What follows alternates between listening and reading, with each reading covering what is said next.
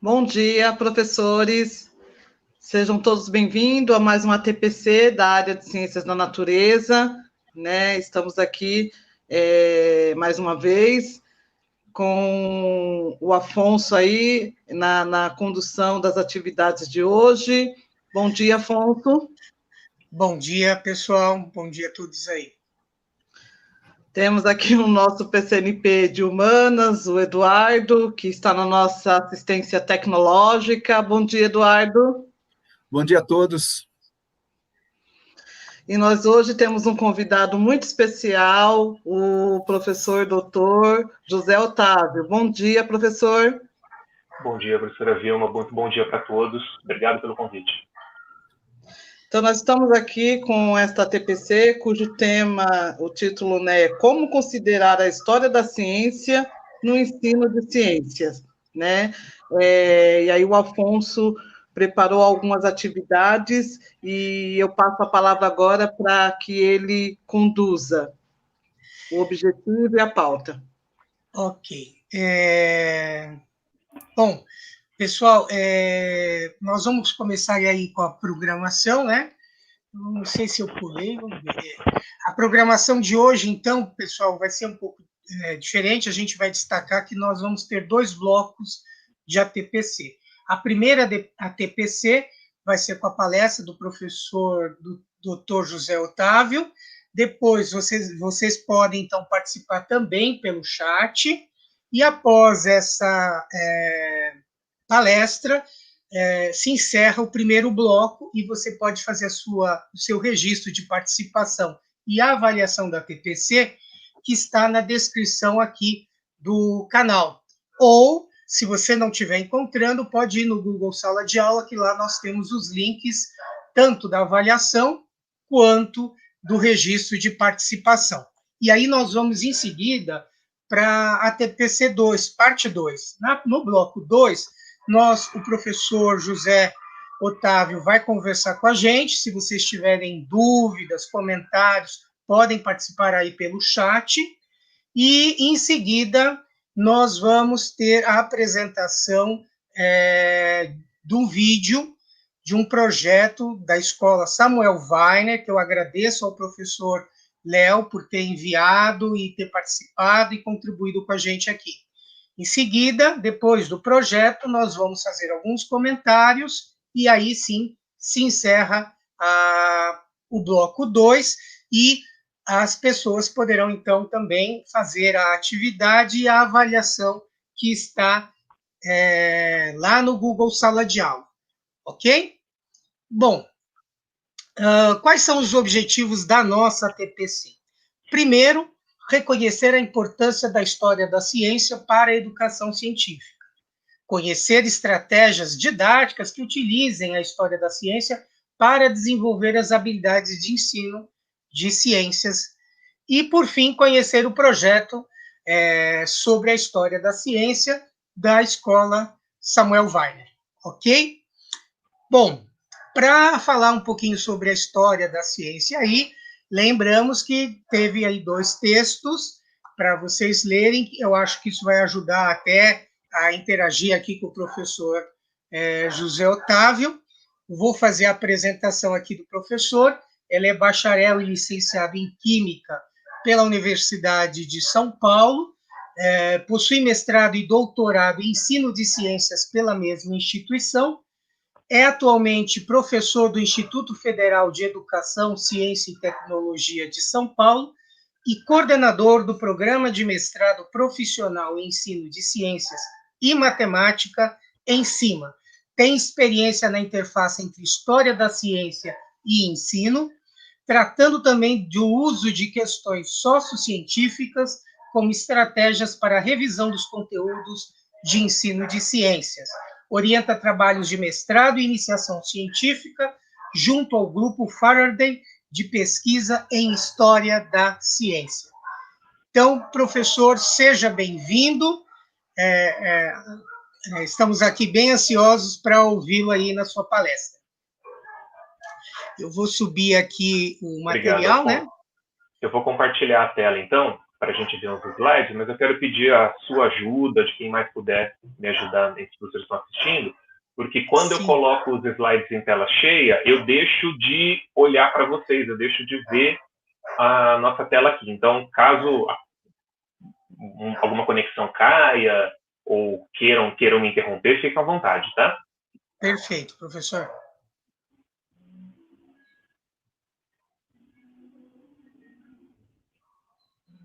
Se você puder me avisar um momento em que você já esteja visualizando aí a tela, eu te agradeço. Já estamos visualizando a tela, professor. Então, tá bom. Pessoal, muito bom dia. Quero agradecer o convite do professor Alfonso, da diretoria Sul 3, para participar desse ATPC com vocês. Nessa situação conturbada que a gente está vivendo, é uma vitória cada iniciativa desse tipo, que a gente consegue se manter ligado à atividade pedagógica, né? Então, fico muito contente com o convite e fico muito feliz sempre que tenho a oportunidade de falar um pouquinho sobre a história da ciência, de discutir, aprender com a experiência de vocês também. Estou ansioso para ver o relato da escola. Vamos lá. O Alfonso me propôs conversar por alguns minutos sobre o papel da história da ciência, como é a história da ciência que aparece nos livros didáticos e como é que o professor pode tirar proveito dela. Eu optei por resgatar alguns aspectos daquele artigo sobre variações da história da ciência, que fala de distorções da história que são comuns em alguns materiais didáticos, só que eu também optei por apresentar a história da ciência por meio de uma série de exemplos. Então, vamos lá.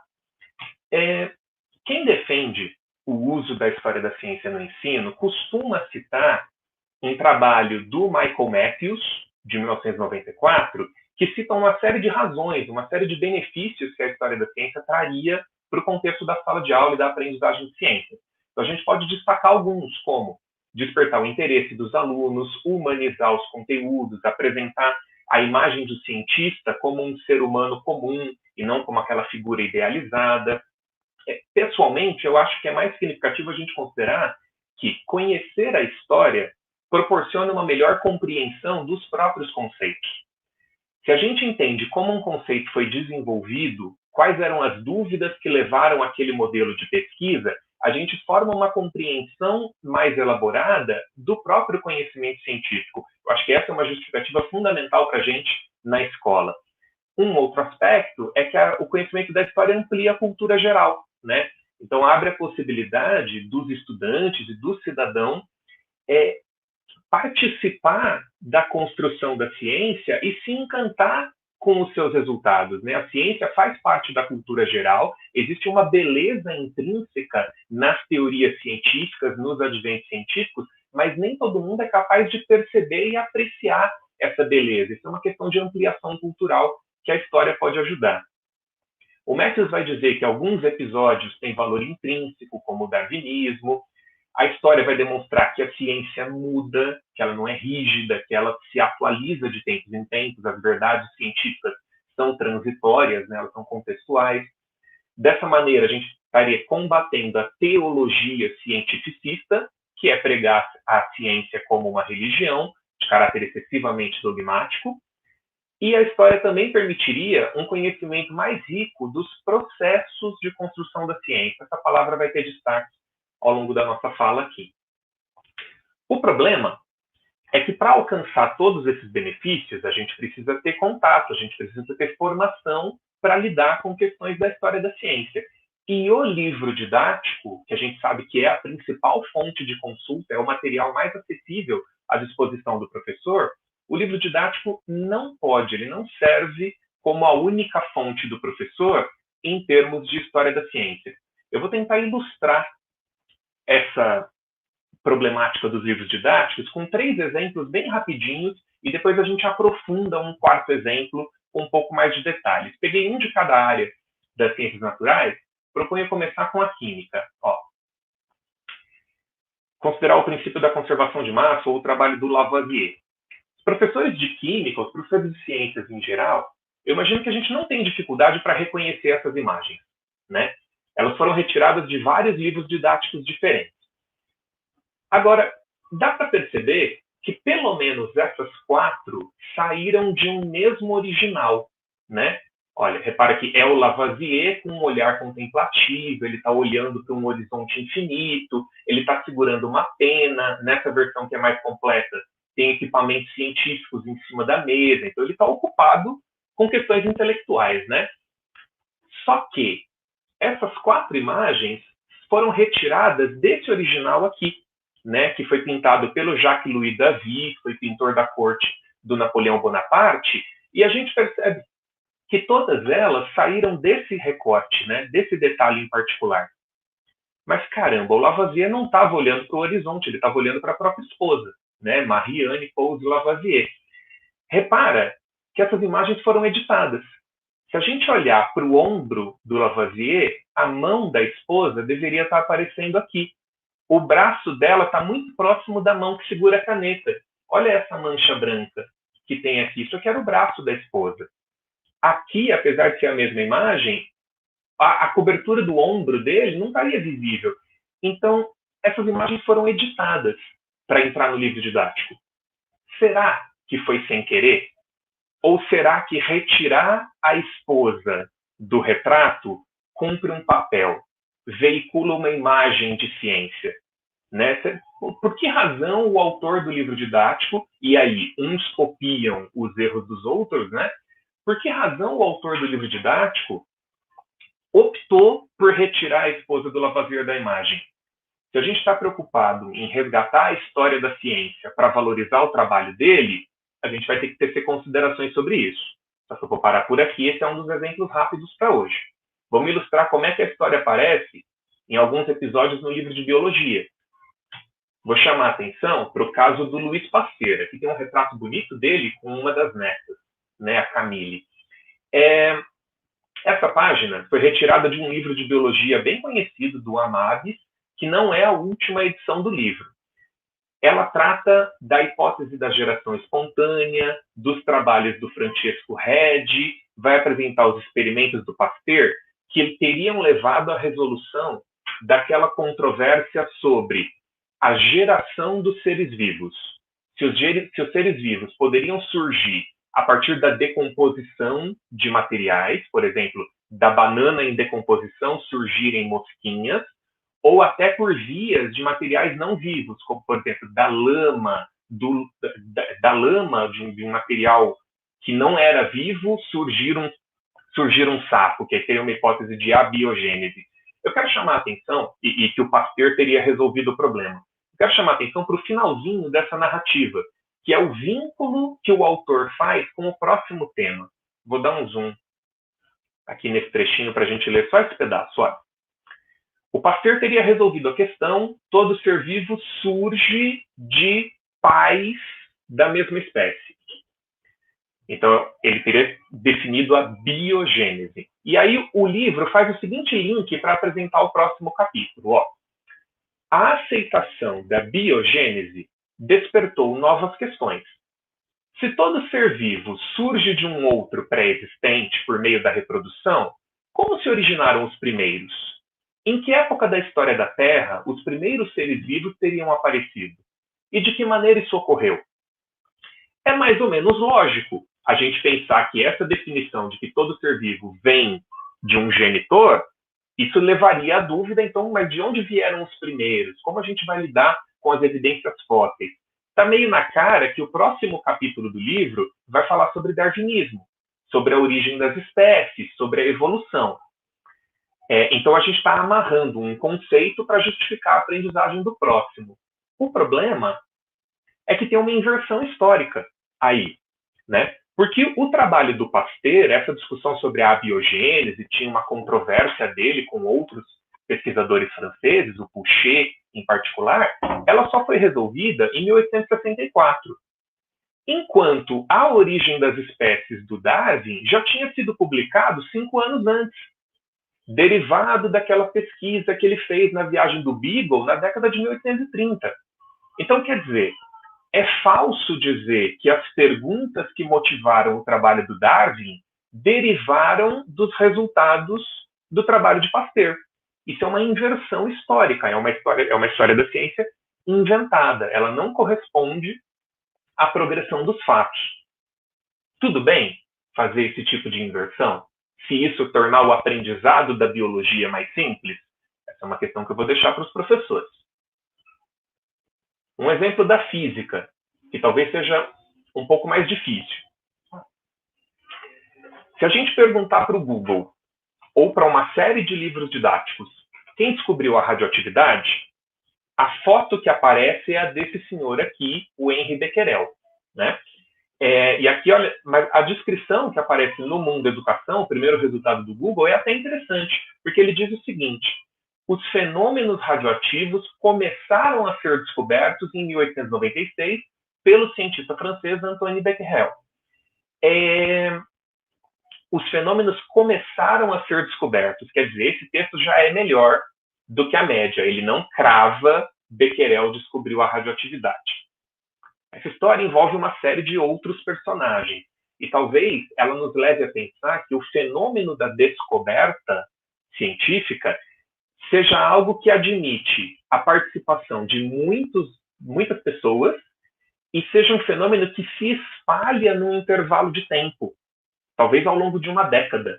Vamos pensar nas contribuições de cada um desses aqui. Por exemplo, o Wilhelm Röntgen é o descobridor dos raios-x. Ele teve contato com um fenômeno novo, uma nova forma de radiação que era capaz de atravessar o papel opaco e queimar uma chapa fotográfica, imprimir aquelas radiografias, e como era um tipo novo de radiação, uma incógnita, ele chamou de raios-x.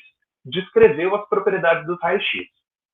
O Becquerel, poucos anos depois, ele se dedicou a uma tentativa de investigar se os compostos fosforescentes também seriam geradores de raio-x. Essa era a pergunta que ele estava tentando desenvolver, motivada por uma proposição teórica, né? O Becquerel, de fato, esteve diante de um fenômeno novo. Ele trabalhava com um material fosforescente que era um pó de urânio. Era um sulfato duplo de uranila e potássio, né? De urânio e potássio. O sulfato de urânio é fosforescente e também é radioativo. Só que o Becquerel não sabia disso. O Becquerel percebeu que aquele sal de urânio era capaz de produzir uma forma de luz invisível para nós, mas que queimava as chapas fotográficas, mesmo se ele não tivesse sido exposto previamente à luz, que é uma necessidade para os fenômenos de fosforescência, né? A gente expõe o material à luz e ele começa a brilhar. Só que o Becquerel, em nenhum momento, suspeitou que aquilo fosse algo diferente de fosforescência. Ele tratou aquilo como um caso de hiperfosforescência, ou de fosforescência invisível dos compostos de urânio. Dá para dizer que ele descobriu a radioatividade? Não sei.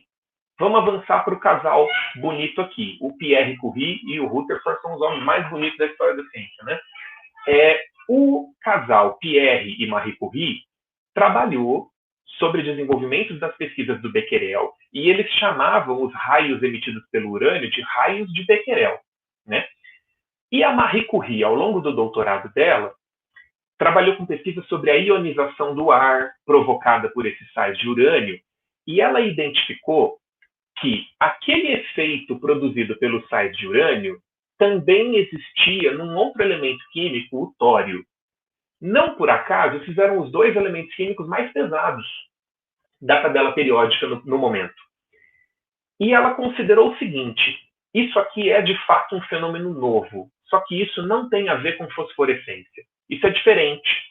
O que faz com que o urânio e o tório emitam essa forma de radiação invisível, eu não sei, mas eu sei que não é o mesmo mecanismo da fosforescência. Eu quero descartar essa hipótese. Eu vou dar um nome novo, portanto, para designar esse fenômeno que é novo. Apesar de eu não saber explicar o que está acontecendo com essa matéria, eu vou propor um nome novo, vou chamar isso de radioatividade. Quando ela encontrou um outro elemento ainda mais radioativo do que urânio e tório, ela deu o nome de rádio para esse elemento, né? Ele era o próprio rádio. Legal, então a Marie Curie, o Becquerel, esteve diante do fenômeno, a Marie Curie percebeu que não era fosforescência e deu o nome, radioatividade. Só que ela não explicou o mecanismo. Quem faz isso é a dupla, trabalhando no Canadá ainda, o Rutherford e o Frederic Soddy. São eles que vão dialogando com o trabalho da Marie Curie, identificar que no processo de emissão radioativa desses compostos urânio e tório, são emitidas partículas muito pequenas, algumas delas carregadas. Eles identificaram as partículas alfa e beta. E eles identificaram também que nesse processo o urânio deixa de ser urânio. O urânio, de alguma maneira, se decompõe e dá origem a elementos químicos mais leves, como bário, como chumbo, em algumas situações. O Soddy sugeriu para o Rutherford que isso era um caso de transmutação, né? E aí o Rutherford, que é um termo alquímico, o Rutherford replicou: olha, é transmutação, mas é melhor não usar essa palavra, senão a gente não vai conseguir publicar um artigo sobre isso nunca. Vamos chamar de transformação radioativa, preservando o termo da Marie Curie. Só que aí eles explicam o mecanismo desse decaimento radioativo. E aí, quem descobriu a radioatividade, né? O Comitê Nobel apaga esses três e dá o prêmio para Becquerel, Pierre e Marie Curie. Será que eles são, de fato, os descobridores da radioatividade? Ou a gente precisa repensar o processo da descoberta? A descoberta é mais complexa do que isso. Depois a gente conversa. Então, a questão é, no material didático, tipicamente aparecem versões da história da ciência que já receberam diferentes rótulos. Ocorrem distorções, simplificações, inversões, né? Uma simplificação seria dizer, caiu uma maçã na cabeça de um filósofo e ele intuiu a gravitação universal, né? Essas versões da história já receberam rótulos, como pseudo-história, quase-história, ou história Whig, que são termos que aparecem no artigo que o professor Alfonso recomendou. Eu vou dizer que o mais importante não é dar esses rótulos, mas entender que cada versão da história da ciência serve para um propósito, né? Ela tem um objetivo em si.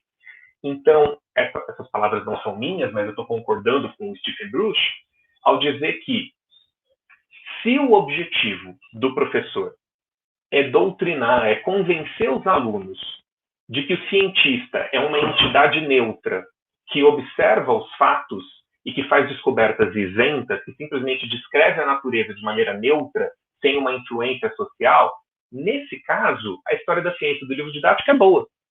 Ela ajuda a entender esses produtos finais da ciência. No entanto, se nós queremos que os alunos compreendam que a atividade científica incorpora considerações metafísicas e estéticas, que ela interage com interesses sociais, que o cientista é um ser humano comum que recebe todo tipo de influência e que imprime essas influências no seu modo de produzir a ciência, se a gente considera que entender isso tem valor na aprendizagem científica dos alunos, então a história do livro não é suficiente e a gente precisa da nova historiografia, a gente precisa se aproximar do que os historiadores da ciência de 1960, 70 para cá vêm produzindo. Então, os documentos oficiais que regem o nosso trabalho como professores no Brasil, vamos falar desde os PCN, agora a gente está tendo que se adaptar à BNCC, eles afirmam que existe uma diferença entre ensinar ciência e ensinar sobre ciências. Eu vou usar a expressão produtos e processos para me referir a isso. Então, os produtos da ciência são o resultado final dela. As interpretações, as teorias, os modelos, as técnicas.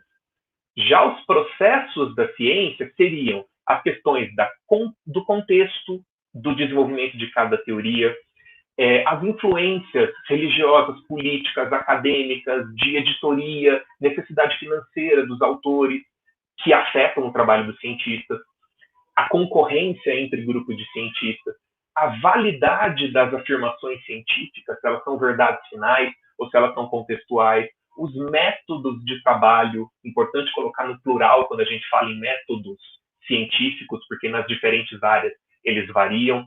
Tudo isso faria parte do pacote dos processos da ciência, que cabem no ensinar sobre ciência. Os nossos documentos oficiais vão dizer, o professor tem o compromisso de fazer as duas coisas, né? A história da ciência tende a contribuir mais diretamente com esse segundo bloco. No entanto, essa ampliação da cultura geral, tanto do professor quanto do aluno, afetam a forma como a gente lê os próprios produtos. E agora vamos apresentar um pouquinho mais de detalhes para um quarto exemplo histórico, para mostrar essa coisa de que a ciência não é tão bem comportada como o livro didático sugere. E aprender ciências envolve aprender a lidar com essa complexidade, com essa dimensão humana da coisa, né? Eu sugeri um segundo texto para o professor Alfonso, que é esse caso da fusão a frio. É um episódio muito recente, a gente encontra material no YouTube, nos jornais aqui, então isso pode chamar a atenção dos alunos também.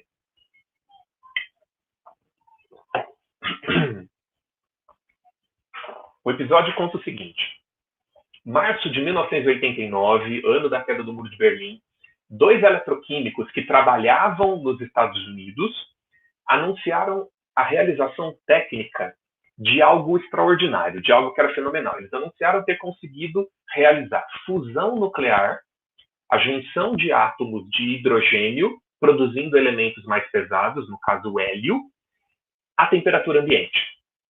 O processo de fusão nuclear já era bem conhecido, né? Então, esses aqui são os 2 personagens, o Stanley Pons, que é o mais jovem, e o Martin Fleischmann, que já tinha 60 anos na época. O que chama mais atenção nesse episódio é que o equipamento, a aparelhagem que esses eletroquímicos usaram era muito simples. Era um circuito de eletrólise, semelhante ao que a gente consegue produzir no laboratório escolar, né? Uma cuba com um material condutor, 2 eletrodos ligados a uma bateria externa. Um dos eletrodos era feito de paládio, necessariamente conectado ao polo negativo da bateria. Desculpem. Necessariamente no polo negativo da bateria.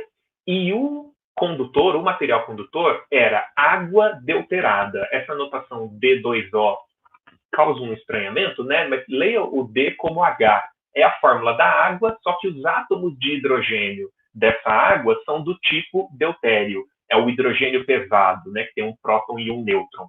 Então aqui eu tenho água deuterada e o eletrólito era deuteróxido de lítio. Igual o hidróxido de lítio, a base, mas trocando o hidrogênio por deutério. A ideia era que esses átomos de deutério seriam atraídos para o retículo cristalino do eletrodo de paládio, e dentro do retículo eles sofreriam uma pressão suficiente para grudar um átomo no outro, fusão nuclear. E isso produziria, então, elementos mais pesados, o hélio, poderia ter uma subpartícula menor, né, o trítio, que é o hidrogênio com 2 nêutrons, mas essa produção de elementos mais pesados envolve uma contração de massa e liberação de quantidades tremendas de energia. Esse é o processo como as estrelas liberam energia, e sabe-se que isso é possível, mas não é controlável, porque a quantidade de energia produzida é tão grande que isso faria explodir o laboratório. A gente só consegue fabricar bomba de fusão, não produzir um reator de fusão que trabalhe de maneira contínua e controlada. Foi isso que eles anunciaram ter feito, né? Esse aqui é uma imagem captada da entrevista que foi dada pelos pesquisadores. É uma adaptação tecnológica desse mesmo instrumento. Eu vou apresentar um vídeo mostrando como que isso foi noticiado na imprensa brasileira, mas isso repercutiu na imprensa mundial. É um vídeo rapidinho de 3 minutos que passou no programa de domingo da TV Manchete, na época, 1989. A razão para... Foram 2 químicos, o americano Stanley Pons Estão ouvindo?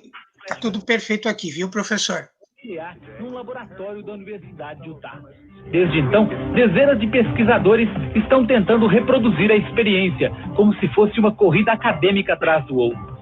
No passado, qualquer nova descoberta ia primeiro para as páginas das publicações especializadas, permitindo que os resultados fossem checados pela comunidade científica antes de chegar ao público. Não foi assim com a notícia da fusão nuclear. Em todo o mundo, cientistas correram para anunciar nos jornais e na televisão que haviam confirmado ou não os resultados de Utah. É que essa não é uma notícia como outra qualquer. Há pelo menos 35 anos, os cientistas vêm gastando bilhões de dólares em aparelhos sofisticados para tentar sem sucesso a fusão nuclear em laboratório. Os cientistas de Utah dizem que conseguiram isso dentro de uma pequena jarra, usando o equipamento ao alcance de qualquer estudante de química.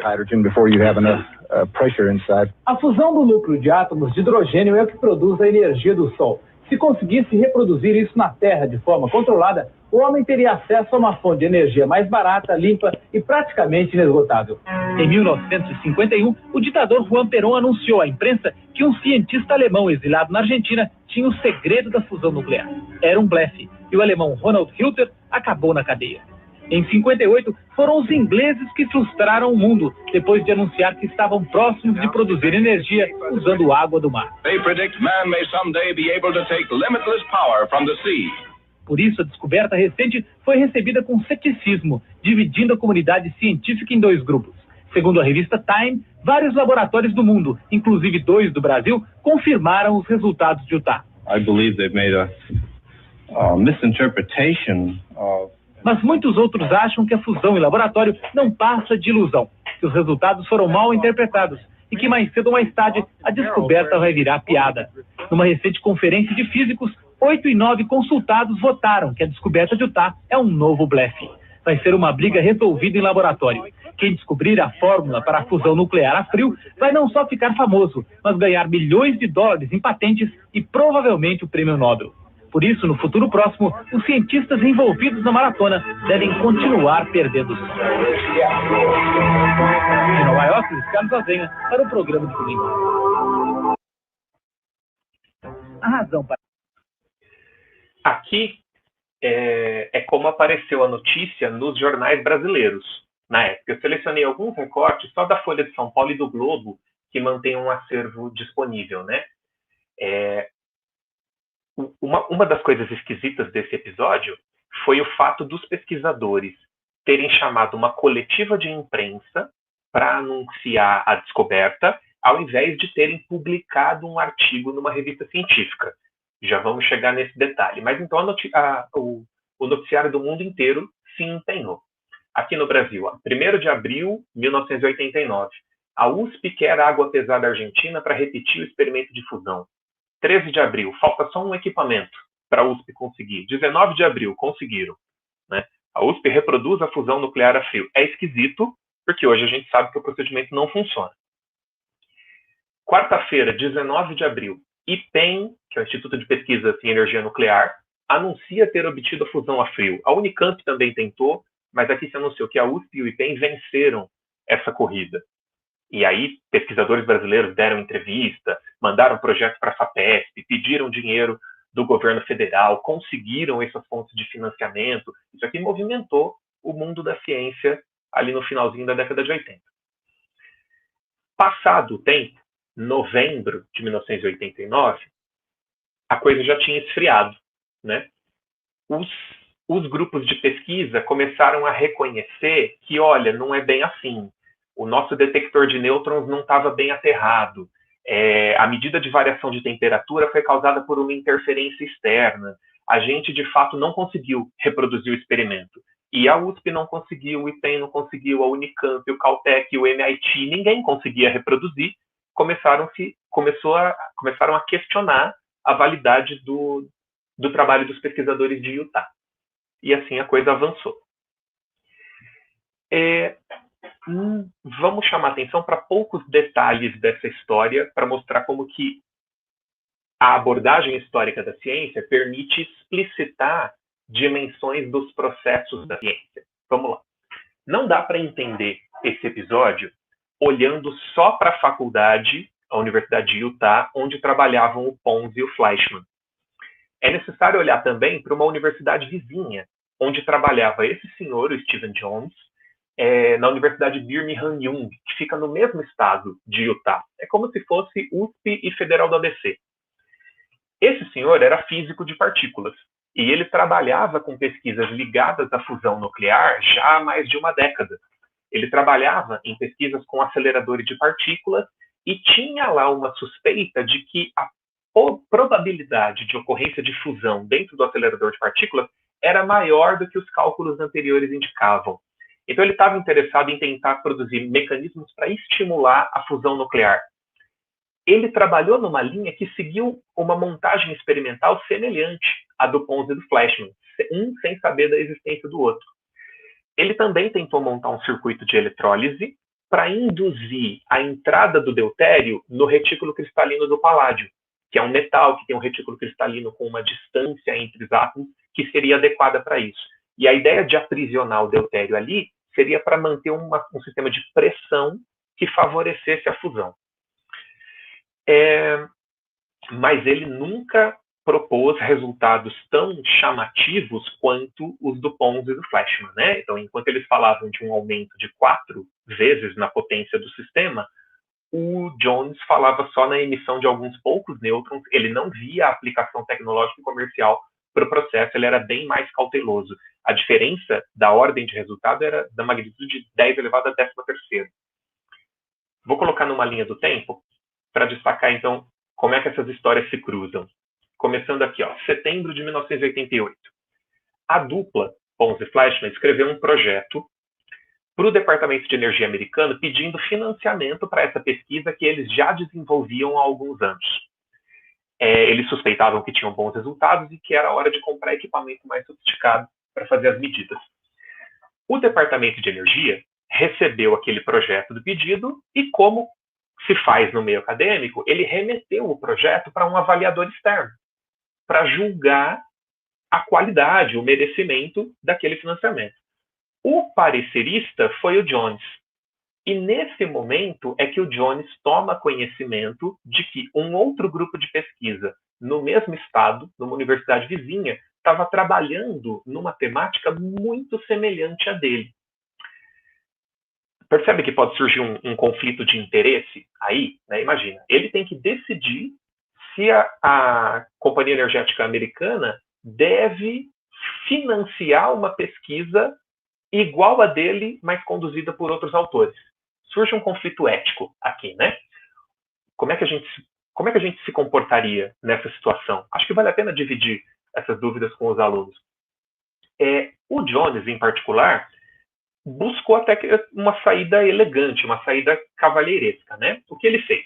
Ele propôs um acordo, ele entrou em contato com os pesquisadores da outra universidade e propôs um acordo. Vamos estabelecer um prazo, dia 24 de março, cada um de nós, independentemente, vai escrever um artigo com o quanto conseguiu avançar na pesquisa até aqui. No dia 24 de março, a gente se encontra no correio e envia para a revista Nature junto. Aí a gente deixa os editores da revista distribuírem, conseguirem os pareceres e decidirem quem é que merece ser publicado primeiro. Questionável, mas é até que uma saída elegante, um acordo, né? Isso foi feito no dia 6 de março. No entanto, o que o Jones não avisou a dupla foi que ele já tinha uma palestra agendada no dia 1º de maio, naquele encontro da Associação Americana de Físicos que aparece no vídeo.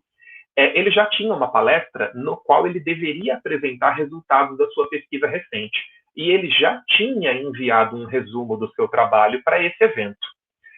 Quem participa do meio acadêmico sabe que os resumos, os trabalhos, eles são divulgados antes do evento para que as pessoas decidam quais palestras elas querem ir assistir. Isso ele não tinha avisado para o Pons e para o Fleischmann. Tudo bem. No dia 11 de março, o Pons recebe um convite de um jornal de eletroquímica em inglês, do qual ele era associado, e esse jornal pede para ele um resumo do trabalho atual dele. Como mais ou menos nesse período eles descobrem que o resumo do Jones já estava disponível para leitura, eles entendem que o acordo já estava quebrado, né? O Pons envia um resumo para esse jornal e esse resumo vai ser publicado em abril.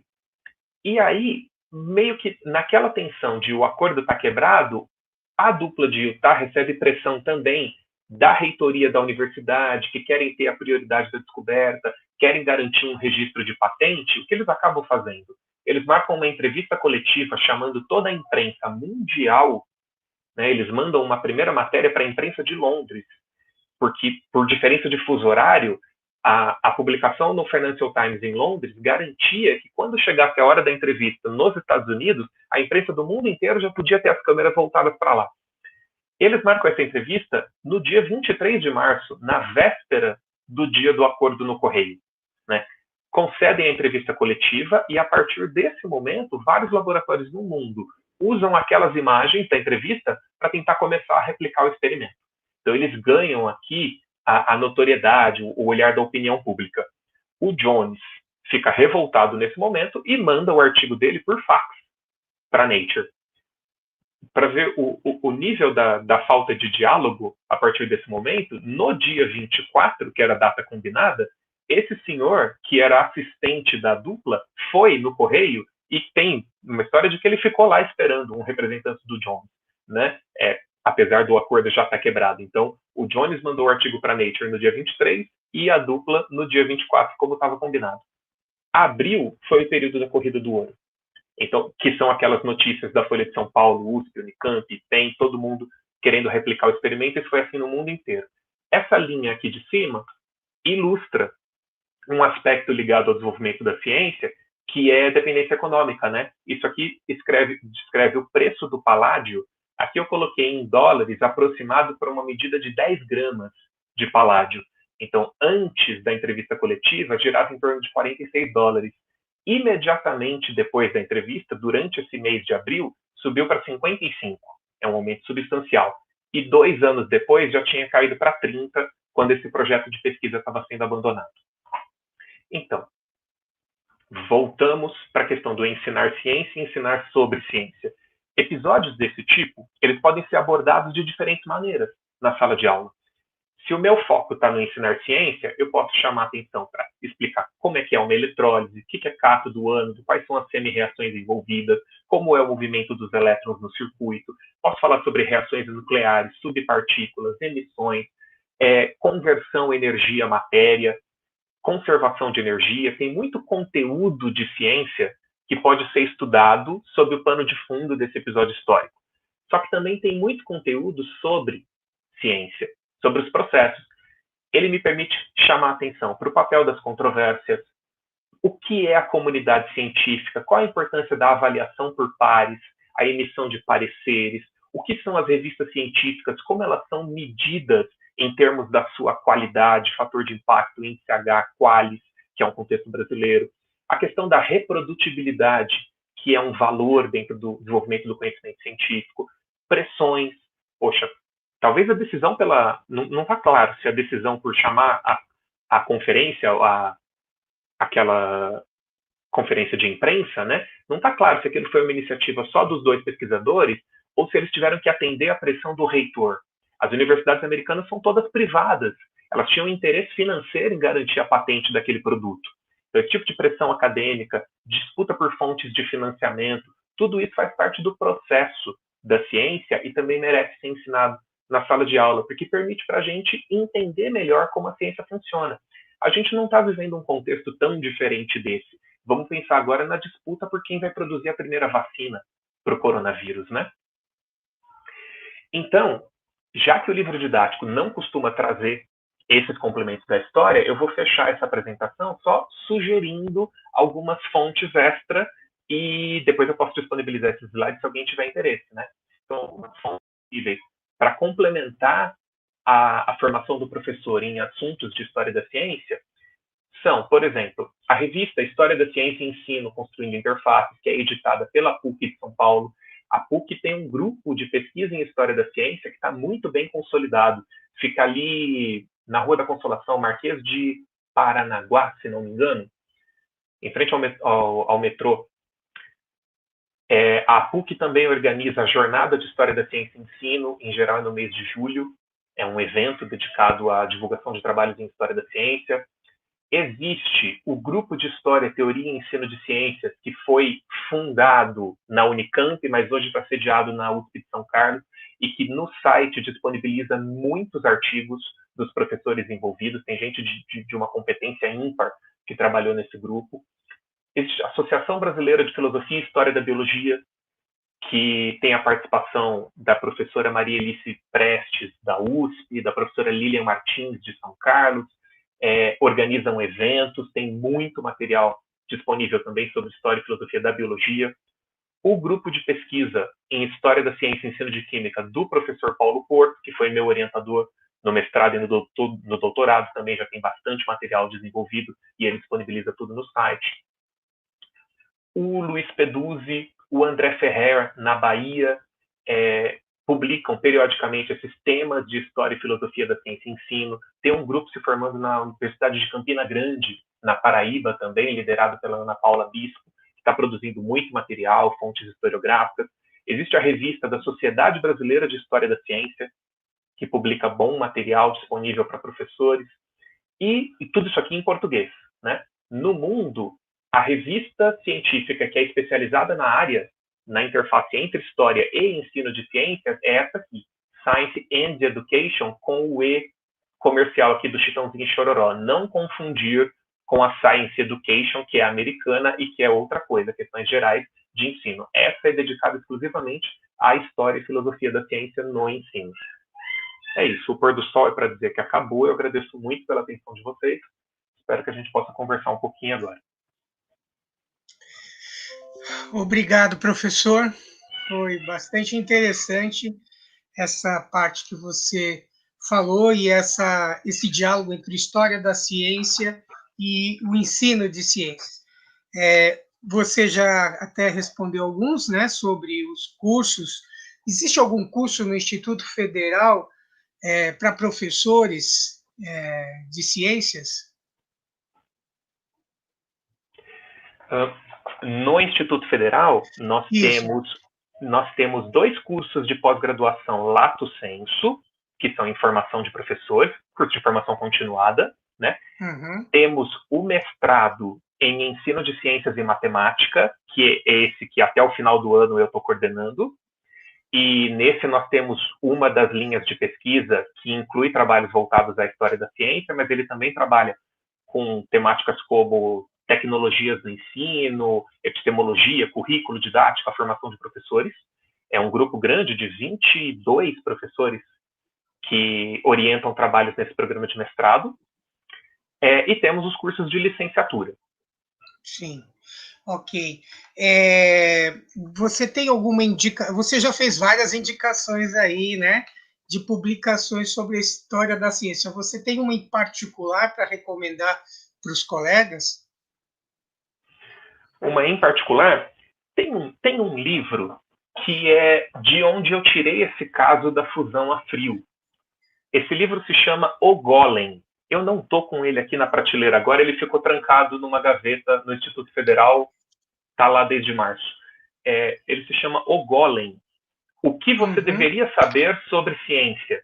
Ou o que todos deveriam saber sobre ciência? Acho que é esse o subtítulo. Já tem 2 volumes, esse livro, e são 2 autores que eles tentam ilustrar episódios nos quais a ciência se comporta mal, né? Então, a ideia é ilustrar episódios nos quais os cientistas revelam ataques de ciúmes pela produção intelectual um do outro, ou uma excessiva influência de aspectos filosóficos religiosos sobre a produção do seu trabalho científico, uma postura antiética ao julgar o trabalho de outros colegas. E o interessante é que são episódios que marcam o desenvolvimento de conceitos muito válidos, conceitos que a gente ensina nas aulas, né? Então, a proposta desses autores é dizer, o cientista é um ser humano comum, ele é um ser humano que tem as suas paixões. Então, vamos tentar não idealizar a figura do cientista, isso vai nos dar uma visão mais realista. No final desse texto, então eu recomendaria esse como uma boa fonte sobre a história da ciência. No final desse texto da fusão a frio, tem uma frase que eu acho que vale a pena ser lida, que dá o tom desse livro Golem. Eles dizem o seguinte, olha, no episódio da fusão a fria, encontramos a ciência como ela é. É a nossa imagem da ciência que precisa ser mudada, não a maneira como a ciência é conduzida. Quer dizer, não é que pelo fato deles cometerem equívocos, deles cometerem faltas éticas, esses pesquisadores se tornam menos competentes. Não, a ciência produz conhecimentos seguros, a ciência ampliou a nossa qualidade de vida, a nossa expectativa de vida. A ciência tem um currículo, tem um histórico de grandes realizações que justificam a confiança que a gente deposita nela. No entanto, essa confiança não pode ser cega. Né? E é importante que a gente mantenha um senso crítico também sobre a produção científica. Não é porque aparece uma pessoa de jaleco branco na televisão e te diz, essa pasta de dente vai melhorar a qualidade dos seus dentes, esse shampoo vai aumentar a força dos seus cabelos, isso está cientificamente comprovado, que você vai consumir de maneira acrítica, né? Verdade. Professor, nós estamos aqui, já passamos um tempinho aqui. Desculpa. Como nós tínhamos falado, nosso ATPC Bloco 1 acabou aqui, né? Vocês fizeram várias contribuições aí pelo chat. O material vai ficar... Nós vamos disponibilizar o material aqui, né, professor? Podemos aqui? Sim, sim. Quando vocês entrarem em contato na bibliografia, nós também indicamos algumas revistas que o professor citou, nós colocamos lá na bibliografia, então vocês podem clicar nos links das revistas, outras a gente vai buscar esses links e disponibilizar para vocês também, viu, professores? Eu quero agradecer a vocês por esse primeiro bloco. Vocês têm aí na descrição a lista de presença e a avaliação, e a gente vai dar continuidade ao segundo bloco da nossa TPC.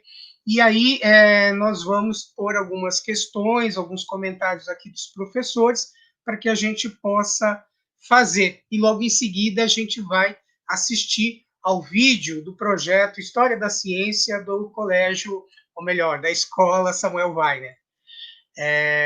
Edu, você me dá uma força aí? Eu acho que você apontou algumas coisas aí, algumas questões. Então, professores, vocês fiquem à vontade aí para a gente fazer as perguntas ao professor e fazer os comentários aqui. Professor, tem uma questão aí que é interessante, que eles até colocaram no decorrer da sua apresentação, é a questão da vacina russa. É uma questão que passa por uma história bem recente nossa, atual, e como que você vê essa questão dessa vacina? Diante, né, do contexto. O Átila Yamarino já deu a opinião dele ontem, né? Faltam dados. É assim, a gente está diante de uma emergência sanitária, nós temos pressa na produção dessa vacina. No entanto, eu pessoalmente entendo que essa pressa autoriza reduzir de 30 para 15 dias o intervalo entre as duas doses nas vacinas que estão sendo testadas aqui pelo Butantan, que é um instituto no qual a gente confia, que é um instituto que tem um histórico, né, que tem uma tradição. Não tem publicações ainda da vacina russa. Tomara que funcione. É o nosso desejo. Mas ainda não sabemos, né? Ainda não. Todo esse discurso que você colocou, que foi na Fusão a Frio, de publicar, dessa corrida na publicação e toda que existiu, no caso dos russos, não está existindo essa vontade. Diz que eles chamaram a vacina de Sputnik, né? Isso. Então, isso tem uma carga afetiva colocada aí, né? O Sputnik colocou os soviéticos na frente dos Estados Unidos durante a Guerra Fria, né? A gente quer repetir essa história a qualquer preço? Não sei. E qual será o custo também, né? Não é mesmo isso? Tem uma colocação do professor Marlon, e a questão sobre a participação das mulheres, né, no processo e no desenvolvimento da história, a questão, então aí a questão de gênero e a questão das etnias e como que funciona essa questão de raça, como você vê isso na história da ciência? É uma questão bastante difícil, mas que está ganhando mais pessoas trabalhando sobre o tema, né? Por exemplo, eu tenho uma aluna de iniciação científica que, em 2019, que era o Ano Internacional da Química, ela quis começar uma pesquisa para divulgar versões da tabela periódica, e aí ela descobriu um aplicativo que contava um pouquinho da história de cada elemento. Um aplicativo produzido pela Sociedade Real de Química inglesa, né, Royal Society of Chemistry. Está disponível para Android, Apple, coisas assim. E ali ela descobriu que pelo menos 8 ou 9 dos elementos da tabela periódica, a descoberta teve o envolvimento de alguma pesquisadora mulher. Né? Teve o envolvimento de alguma pesquisadora. E aí ela quis chamar a atenção para essas pesquisadoras ligadas à história da tabela periódica. E descobriu uma em particular, uma canadense, chamada Harriet Brooks, que foi aluna de mestrado do Ernest Rutherford. Enquanto o Rutherford ainda era um professor iniciante, antes dele ir para os laboratórios Cavendish, atômico e tal. Então, no começo da carreira dele. E essa Harriet Brooks publicou uma série de artigos estudando fenômenos radioativos. E ela está ligada à descoberta do elemento radônio. As pessoas e os alunos precisam saber disso. Né? Esses nomes precisam aparecer no livro didático e, enquanto não aparece, eles precisam entrar no discurso dos professores. Numa perspectiva muito otimista, porque tem meninas na sala de aula que podem querer se envolver com carreiras científicas. Claro. Numa pesquisa menos otimista e mais social, porque tanto meninas quanto meninos precisam entender que esse trabalho é aberto para quem topar participar dele, né? Que é uma questão profissional, é uma escolha de carreira. Os meninos precisam reconhecer que as pesquisadoras têm a mesma competência para trabalhar nessas áreas. E aí ela ainda está fazendo essa pesquisa, vai apresentar um trabalho no congresso agora no final do ano. Perfeito. E o mesmo se aplica aos pesquisadores negros, às pesquisadoras negras, que a gente não vê tanto, vamos dizer assim, não fazem parte do rol das estrelas, né? Como Exatamente. São os brancos. Tem uma questão aí do professor Wagner. Como o senhor sugere que abordemos o contexto histórico das descobertas científicas em função do tempo reduzido que nós temos de ciências aí? Isso é um problema enorme. A gente deveria ter mais aulas de ciências, né? A gente deveria ter mais tempo de escolarização, mas tem um autor que tem bastante destaque na área hoje, ele se chama Douglas Auchin, ele é americano, mas está sempre aqui no Brasil, ele adora, é super simpático e tal. Encontrei com ele algumas vezes. O Auchin defende que o professor precisa conhecer pelo menos um estudo de caso, um episódio histórico em profundidade. E que se o professor trabalhar esse único estudo de caso, ele já consegue apresentar questões gerais para os alunos sobre os processos de produção, as questões da natureza da ciência, as influências, isso que a gente conversou.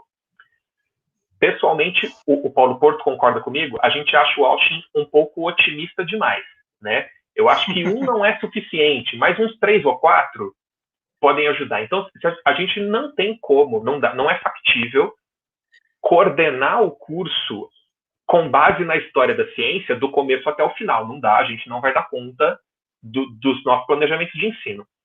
Agora, escolher um ou outro episódio uma vez por bimestre, uma vez a cada 2 bimestres, já agrega, já permite despertar essas questões de natureza da ciência. Eu estou vendo num comentário aqui que alguém está comentando sobre a Rosalind Franklin, né, que é pouco valorizada no descobrimento do DNA, o professor Érico. Exatamente. É um outro episódio que merece destaque. Perfeito. Uma curiosidade. Acho que o nome feminino mais conhecido é o da Marie Curie. Né? Sim. Acho que é o mais conhecido. A Marie Curie teve 2 filhas, 2 meninas.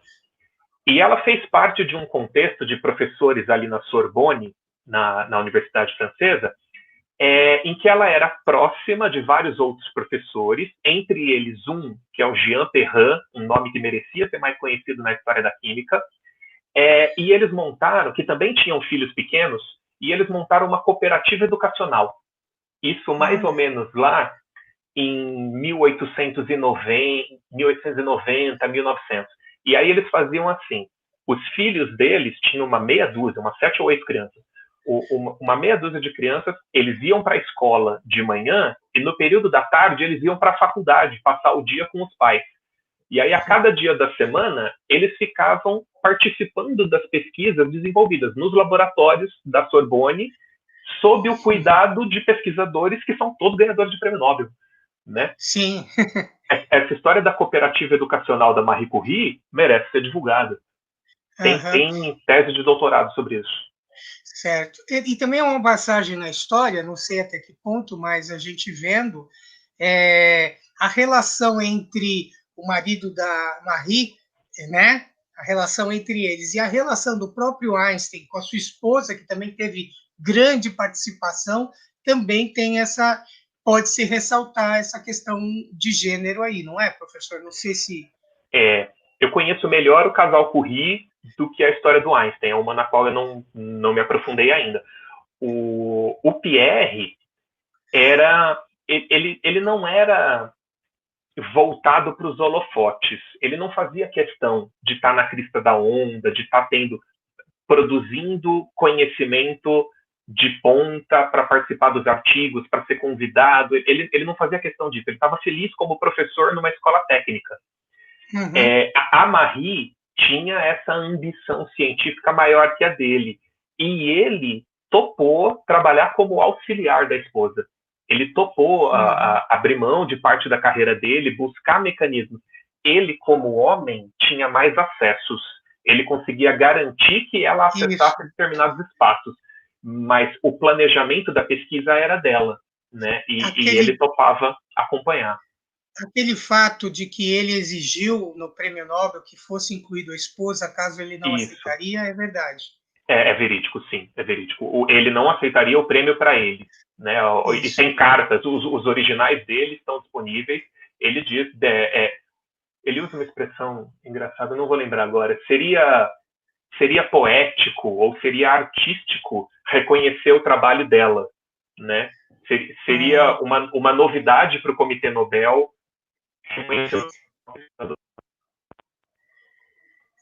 Professor, então agora nós já estamos chegando nos finalmente. Estão me ouvindo? Está me ouvindo, professor? Sim, estou te ouvindo. Perfeito. Então, desculpa, eu acho que a conversa está muito boa aqui, mas nós temos aí um horário, um compromisso aí com os nossos professores. A gente vai passar, então, agora o vídeo. Nós vamos passar o vídeo da escola e depois queremos ouvir um comentário seu, ok? Espere um pouquinho, deixa eu subir. E vamos lá.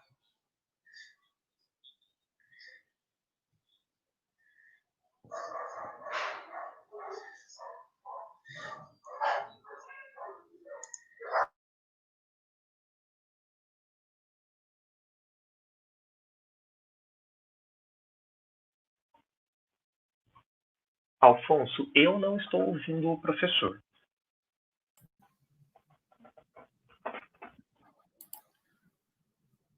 Alfonso, está sem áudio.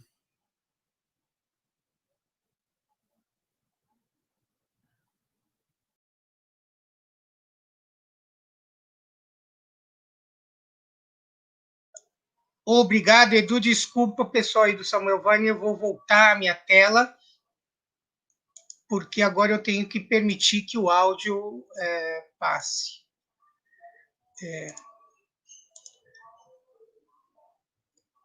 Eu vou reproduzir o áudio. Quero agradecer aqui à Escola Samuel Weiner e aos professores envolvidos. A Escola Samuel Weiner tem o prazer de apresentar o projeto interdisciplinar História da Ciência. Bom dia a todos, eu sou o professor Leonardo, da Escola Samuel Weiner. Hoje estarei apresentando um projeto interdisciplinar sobre a história da ciência. Pesquisas e apresentações dos alunos sobre grandes cientistas que marcaram a história. O projeto História da Ciência seguirá 2 fases. A primeira online com o Google Classroom, onde o aluno terá liberdade de escolha do cientista, fará o levantamento de dados como nome, datas, prêmios, campo de atuação, teorias, leis descobertas, experiências, curiosidades sobre a vida e obra, formarão os grupos de trabalho e construirão as ideias. Na segunda fase, de modo presencial em 2021, estabeleceremos a categoria especial na Feira de Ciência, onde terão apresentações sobre a história da ciência. O objetivo primário do projeto é uma pesquisa, um material escrito pelo aluno de forma BNT, estimulando o jovem historiador com a cronologia dos fatos, a historiografia da ciência, as fontes primárias e secundárias e a filosofia da ciência. Na área de português, estimulamos a leitura e escrita e a análise de artigos científicos. Na área científica, temos a biologia, a física e a matemática e a química. O objetivo secundário do projeto é fazermos a exposição, e isso trabalhará as artes digitais, vídeos rápidos, imaginação, criatividade. O projeto será avaliado através das habilidades básicas da BNCC, como conhecer, investigar, explicar e representar. Esta é a equipe do projeto História da Ciência, formada pelos professores.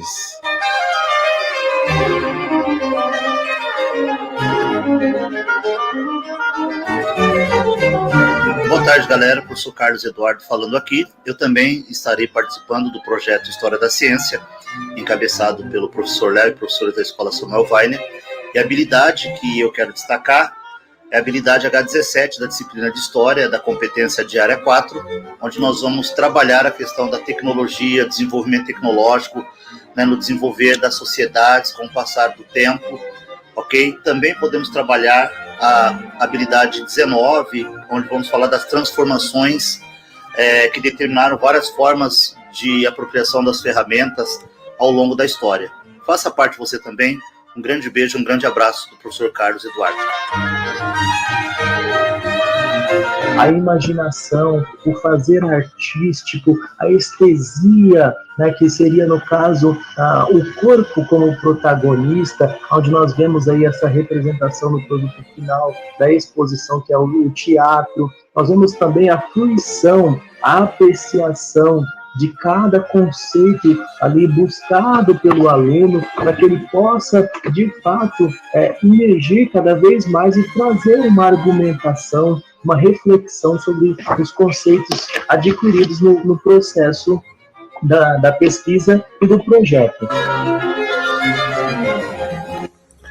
No projeto do professor Leonardo, trabalharemos a interdisciplinaridade, e em língua portuguesa será desenvolvido as seguintes habilidades: ler, ouvir e compreender com autonomia relatos de observação e de pesquisas, relatórios e artigos científicos, identificar e manter a situação comunicativa, o tema, assunto, a estrutura composicional e o estilo próprio do texto, concordância nominal e verbal, pontuação e pontuação do discurso, produzir textos de diferentes gêneros textuais, considerando a situação comunicativa, fazer uso consciente e reflexivo da norma padrão em situações de fala escrita em textos de diferentes gêneros.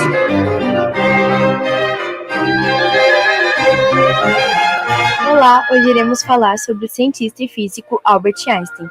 Ele nasceu dia 14 de março de 1879 em uma cidade chamada Ulm, que fica localizada na Alemanha. Bom, tudo começou quando ele ficou doente e o seu pai te deu uma bússola e ele ficou deitado, porque ele estava doente, e ficou pensando como que aquela bússola funcionava. E foi daí que surgiu essa curiosidade pela física e por desvendar todos os mistérios do universo. A relatividade geral de Einstein, ela é assim: linhas imaginárias no universo, que ele descreve como um tecido, que ele nomeou como espaço-tempo. Então, quando um planeta fica assim, ele dá essa elevação, tá vendo? Ele meio que abaixa. Então, quando ele abaixa, é meio que uma lei de atração que atrai os outros planetas em volta da órbita dele. Então, os outros planetas vão vir perto dele porque ele tem uma força que está puxando, como se fosse um ímã. Então, essa é a relatividade geral, que é a teoria dele. o efeito da curvatura que o espaço-tempo tem sobre os corpos, né, que são os planetas. Ele ganhou vários prêmios e ficou muito famoso, tanto que ele era a pessoa mais famosa no mundo todo neste período. Bom, outra curiosidade é que o Einstein ele era contra as guerras, né? Ele também era comunista, né? E ele era contra o racismo, né? Tanto que ele deu aula na primeira faculdade que aceitava negros, né? E ele falou que o racismo é uma doença de pessoas brancas, onde eles querem ser mais que os negros, sendo que todos são iguais para ele. Como seria, né, o nosso mundo hoje se não tivéssemos Albert Einstein nessa trajetória? Esse foi o meu trabalho.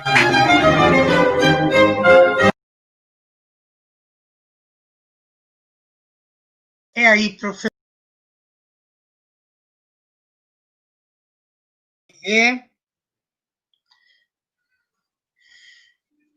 Essa parte aí.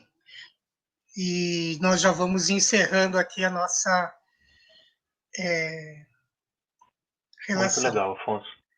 Muito legal. É legal saber como os professores conseguem se engajar, né, e produzir um projeto interdisciplinar que gera engajamento dos alunos também. Então, de parabéns. É muito legal. Posso dar uma última dica, se me permite?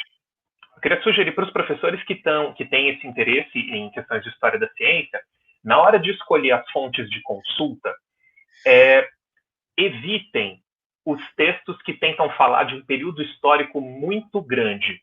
Evitem um livro que tente te contar toda a história da ciência, por exemplo, do Aristóteles ao Ernest Mayr, ou a algum do Aristóteles a qualquer pesquisador que está vivo hoje, ao século XX, em 200 páginas.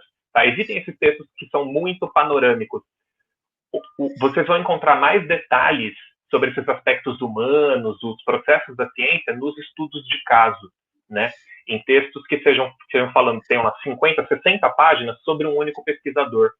Aquele grupo da PUC publica uma série desses trabalhos, talvez eu encontre um aqui, um em particular interessante, experiências relativas ao vazio de Blaise Pascal. Tem o quê? 100 páginas, tratando especificamente de um autor, de um conceito que para nós é importante, né? A noção de vácuo. Esse tipo de material vai trazer mais subsídio para o professor. Perfeito. Eu quero agradecer, então, a vocês, professores, que nos concederam essa atenção, a participação de vocês aí. Não esqueçam, lembrando aí sobre a lista de participação de vocês, a avaliação da atividade, a avaliação da TPC, e não esqueçam de fazer a atividade. Ok? Professora Vilma. Tá bom, Afonso. Só quero agradecer mesmo a participação. Tá me ouvindo? Sim, estamos ouvindo.